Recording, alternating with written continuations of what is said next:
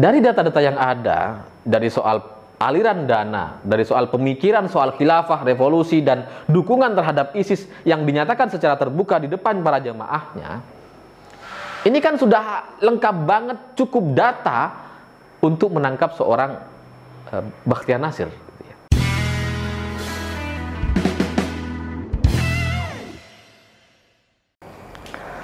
Selamat malam para mantan, selamat malam untuk semua mantan-mantan kalian yang pernah membuat kita menunggu. Pernah nggak kalian punya mantan yang setelah kita nyatakan cinta, aku sayang kamu, aku cinta kamu dan sebagainya, lalu dia jawabnya, aku pikir-pikir dulu ya. Itu kan nyebelin banget gitu ya. Setelah kita tanya balik, kapan kamu mau jawab, kamu butuh berapa lama untuk berpikir, dia jawabnya, mungkin hari Sabtu katanya. Padahal kita menyatakannya hari Senin. Ini kan artinya dari Senin ke Sabtu dalam waktu 1 minggu kita dipaksa untuk menunggu dengan tanda tanya besar. Ini diterima atau ditolak? Tersiksa kita gitu ya. Tersiksa karena penasaran gitu. Nah, cerita-cerita semacam ini itu banyak terjadi dan bagi saya itu mirip sekali dengan pernyataan Densus 88 seminggu yang lalu. Setelah mereka menangkap Farid Ogbah dan Zain An-Najah, Densus mengatakan bahwa penangkapan selanjutnya mungkin juga akan menghebohkan publik. Bos. Ini kan bikin penasaran gitu. Apalagi mereka tambahkan, maka siapapun yang akan ditangkap selanjutnya kami mohon untuk tidak dikaitkan dengan jabatannya, dengan institusinya. Wah, institusi yang mana ini? DPR apa MPR gitu ya? Jangan-jangan Fadlizon. Wah, karena kebetulan sekali beberapa waktu yang lalu Fadlizon meminta agar Densus 88 itu dibubarkan, dan ketika Farid Ogbah ditangkap, Fadlizon lagi sembunyi. Lagi vakum dari Twitter selama beberapa hari. Ini kebetulan atau memang sengaja gitu ya mereka, Fadlizon ini kabur atau sembunyi. Tapi setelah lebih dari seminggu berpikir dan menganalisa gitu, akhirnya saya punya beberapa daftar. Tapi yang paling tinggi skornya, yang ranking 1, yang paling mungkin ditangkap setelah ini, itu adalah Bakhtiar Nassir. Dan ini sesuai dengan analisis seorang peneliti bernama Haris Hadir, yang dia mengatakan bahwa kemungkinan besar dari info-info yang dia dapatkan, penangkapan selanjutnya adalah orang masih dari PA 212 dan dia sering tampil di TV. Itu sesuai dengan karakter Bakhtiar Nassir gitu. Karena dia adalah bagian dari GNPF MUI 212, lalu kemudian sering tampil di TV karena dia pernah menjadi juri tahfidz di salah satu stasiun TV. Bakhtiar Nassir. Dan mungkin juga banyak orang yang nggak tahu soal sepak terjang Bakhtiar Nassir gitu ya. Mungkin kita taunya Bakhtiar Nassir ini adalah orang yang mengkampanyekan minum kencing onta. Yang viral di mana-mana itu gitu. Atau kita taunya Bakhtiar Nassir ini adalah tokoh yang mau berdakwah di Malang, lalu kemudian dihentikan paksa oleh warga dan diusir keluar Malang. Tapi sebenarnya Bakhtiar Nassir ini memang punya banyak keterkaitan atau kemungkinan besar terkait atau terhubung dengan jaringan teroris internasional. Karena pada tahun 2017 lalu Bakhtiar Nassir ini sudah pernah kena kasus gitu, kasus pencucian uang. Dan ini lucu ceritanya. Jadi mereka ini kan berdonasi untuk aksi 411 dan 212. Dan di banyak banner itu kan banyak nomor rekening yang disebar-sebarkan. Salah satunya adalah dari Yayasan Kesejahteraan untuk Semua. Dari rekening satu ini itu terkumpul sejumlah dana 2,1 miliar rupiah. Dan ini kemudian dicairkan oleh Bakhtiar Nassir sendiri dan diduga dikirim ke Turki. Kok Turki? Nah, ini nanti ada penjelasannya di akhir-akhir video ini gitu. Tapi saya jelaskan dulu soal kasus tersangka Bakhtiar Nassir ini. Sebenarnya ini adalah kasus tahun 2017, tapi karena ketika itu Bakhtiar Nassir menjadi ketua GNPF MUI, Gerakan Nasional Pengawal Fatwa MUI, yang mengatakan bahwa Ahok menistakan agama, maka polisi menunda penyelidikannya, ditunda sampai tahun 2019, dan di tahun 2019 dia ditetapkan menjadi tersangka. Gara-garanya penarikan yang dilakukan itu di luar SOP-nya. Karena katanya biasanya kalau kita mau menarik uang lebih dari 1 miliar itu hanya bisa dilakukan di cabang tempat kita membuka rekening. Misalkan kita buka rekening di Surabaya gitu ya. Maka kalau kita mau ambil lebih dari 1 miliar, kita hanya bisa ambil dari cabang Surabaya. Tidak bisa dari Bandung, Bogor, Jakarta, dan sebagainya. Nah, kesalahannya adalah Bachtiar Nasir mencairkannya di luar cabang tempat dia buka rekening. Makanya kemudian staf dari bank yang mencairkan ini ada 2 orang, Adnin Armas dan Islahuddin Akbar, sama-sama dijadikan tersangka. Dan menurut kecurigaan, ini dicurigai 2 orang ini masih kaki tangan dari Bachtiar Nasir. Nah, dipanggillah Bachtiar Nasir ke kepolisian. Cuma ya seperti biasa, seperti banyak kriminal, menunda-nunda gitu. Nanti dulu sakit perut, oh nanti dulu ada urusan keluarga dan sebagainya gitu.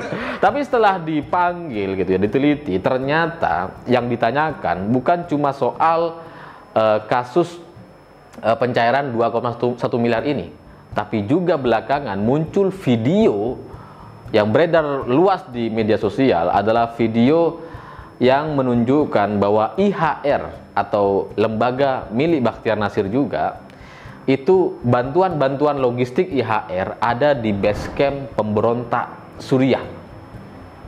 Pemberontak Suriah. Dan itu viral videonya di mana-mana. Sehingga ini menimbulkan kecurigaan dan kesalahpahaman, jangan-jangan Indonesia mendukung pemberontak Suriah karena ada lambang Indonesianya gitu, ada bendera Indonesianya. Nah, dari kejadian ini, dan ketika mereka tersudut, IHR ini Indonesian Humanitarian Relief gitu ya. Mereka ini kemudian menyampaikan klarifikasi bahwa IHR di Indonesia dalam rangka melakukan donasi-donasi, ketika mereka menyalurkannya ke luar negeri, itu selalu berkoordinasi dan bekerja sama dengan lembaga internasional. Salah satunya adalah IHH. IHH ini kepanjangannya saya lupa gitu karena susah sekali nyebutnya. IHH ini adalah lembaga dari Turki dan memang katanya lembaga internasional diakui oleh PBB, tapi dalam banyak catatan dari banyak rekam jejak digitalnya, IHH ini justru pernah kedapatan menyuplai senjata dalam bentuk satu kapal gitu ya, dikirim kepada pemberontak Suriah, dan itu atas nama tokoh-tokoh IHH. Dan gak cuma itu, pada tahun 2013 IHH merekrut ratusan orang Albania untuk dilatih menjadi prajurit dan menjadi mujahidin untuk memberontak gitu tentunya gitu. Dan gara-gara ini pemerintah Suriah, Presiden Bashar Assad, dia nggak terima dan dia menyatakan protes kepada PBB, mempermasalahkan kenapa Turki justru mengirim pasukan atau senjata kepada pemberontak Suriah. Ini resmi, data-datanya ada di mana-mana dan kita mudah sekali untuk googling di Google gitu ya. Ya googling di Google lah, bukan di Yahoo. Ini banyak data-datanya gitu. Dan ini kan semakin menunjukkan ada keterkaitannya. Kenapa Turki, kenapa ada dana 411 dan 212 dikirim ke Turki? Ini kan sudah satu kesatuan datanya gitu ya. Nah, kemudian selain itu, dari pernyataan-pernyataan Bachtiar Nasir, itu kan sering dia bilang bahwa khilafah di tahun 2017 di Jakarta gitu ya. Ketika ada demonstrasi besar-besaran, dia merasa bahwa demokrasi di Indonesia sudah dalam puncak kebobrokannya, maka solusinya adalah khilafah. Dan ketika 411, 212, setelah itu 313 dan seterusnya, di jilid keempat, Bachtiar Nasir mengumpulkan massa dan dia bertanya, siapa yang mau melakukan aksi super damai jilid 4? Lalu setelahnya dia bertanya, siapa yang mau melakukan revolusi? Yang teriak revolusi banyak gitu. Ayo kita berdiri, revolusi, revolusi, revolusi. Ini videonya tuh ada di mana-mana, lengkap. Dan saya pikir kepolisian pasti jauh lebih lengkap dari data-data saya.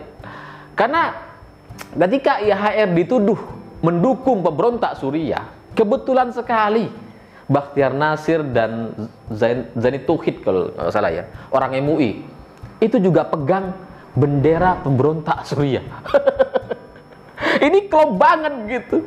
Selain itu dalam ceramah-ceramahnya, Bakhtiar Nasir itu pernah bertanya kepada jamaahnya, kalau ada orang, sekumpulan orang menamakan diri sebagai Islamic State, kalian itu mau mendukung, mau suka atau nggak suka?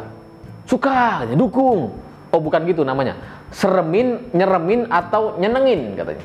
Nyenengin. Lalu kemudian pertanyaan selanjutnya, kalau ada bendera bertuliskan la ilaha illallah Muhammadur Rasulullah, kalimat syahadat gitu ya, kalian itu merasa nyenengin atau nyeremin gitu. Lalu jamaahnya jawab nyenengin. Ya maksudnya bendera yang dimaksud adalah benderanya ISIS gitu ya. Nah, dari data-data yang ada, dari soal aliran dana, dari soal pemikiran soal khilafah, revolusi, dan dukungan terhadap ISIS yang dinyatakan secara terbuka di depan para jamaahnya, ini kan sudah lengkap banget, cukup data untuk menangkap seorang Bakhtiar Nasir. Dan ini bagi saya ya samalah dengan kasus-kasus yang lain gitu. Memang Bakhtiar Nasir ini bukan orang yang bergerak untuk meledakkan diri atau menyerang kepolisian secara langsung di bawah gitu, enggak. Dan ini juga menjadi pertanyaan banyak orang. Ketika Farid Ogbah ditangkap dan Zain An-Najah ditangkap, orang MUI, ini kan tidak ada tanda-tanda dari mereka bahwa mereka ini adalah teroris. Mereka nggak merakit bom, tidak ditemukan bom di tempatnya, tidak seperti penangkapan sebelumnya gitu ya, yang kemudian diprotes oleh banyak orang. Ya jawabannya karena terorisme di Indonesia itu ya sama seperti di perusahaan. Ada organisasinya, ada strukturnya. Memang ada orang yang melakukan penyerangan, pengeboman, ada yang melatih, ada yang bikin rakit bom dan sebagainya. Tapi ada juga orang-orang yang mengalirkan dananya. Ada orang-orang yang mengatur dan mengorganisasi semua gerakan-gerakan ini. Makanya yang ditangkap belakangan ini, Munarman, Farid Ogbah, Zain Najah, dan kemudian selanjutnya mungkin pasti Bakhtiar Nasir. Karena satu geng semua ini kalau kita pikir-pikir gitu ya. Farid Ogbah itu adalah founder atau pendiri MIUMI, Majelis Intelektual Ulama Muda Indonesia, dan Bakhtiar Nasir itu sekjennya waktu itu. Kalau Farid Ogbah di MUI, Bakhtiar Nasir juga pernah di MUI sebelum tahun 2020, sebelum Ma'ruf Amin jadi wakil presiden. Bakhtiar Nasir MUI banget itu waktu itu gitu. Dan ini satu lingkungan, satu kesatuan gitu.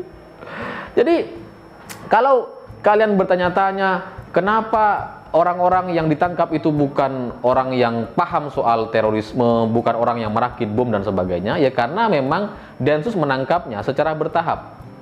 Awalnya ya orang-orang yang penangkap, yang penyerangnya gitu ya, yang merakit bom, yang ditemukan bom di rumahnya, lalu kemudian orang-orang yang mengalirkan dananya dan menerima dana-dana dari luar negeri. Dan dari Bakhtiar Nasir ini juga kita bisa melihat bahwa aksi 212 dan 411 di Monas-Monas itu didanai dan disubsidi dari dana dari luar. Karena mencapai, menurut klaim dari Bakhtiar Nasir, itu mencapai lebih dari 100 miliar rupiah. Sementara dari dana dari dalam negerinya dikirim balik ke luar negeri. Ya tukar balik lah kira-kira kayak gitu. Nah, ya kalau dari sini sudah sangat jelas gitu data-data dan faktanya gitu ya. Maka kita tinggal menunggu saja kapan Bakhtiar Nasir ini mau ditangkap. Dan setelah Bakhtiar Nasir mungkin baru setelah itu Fadlizon. Enggak deh. Saya tidak menemukan tanda-tanda soal Fadlizon kecuali pernyataan-pernyataannya yang keras terhadap Densus 88. Saya pikir itu. Terima kasih sudah menonton. Begitulah kura-kura.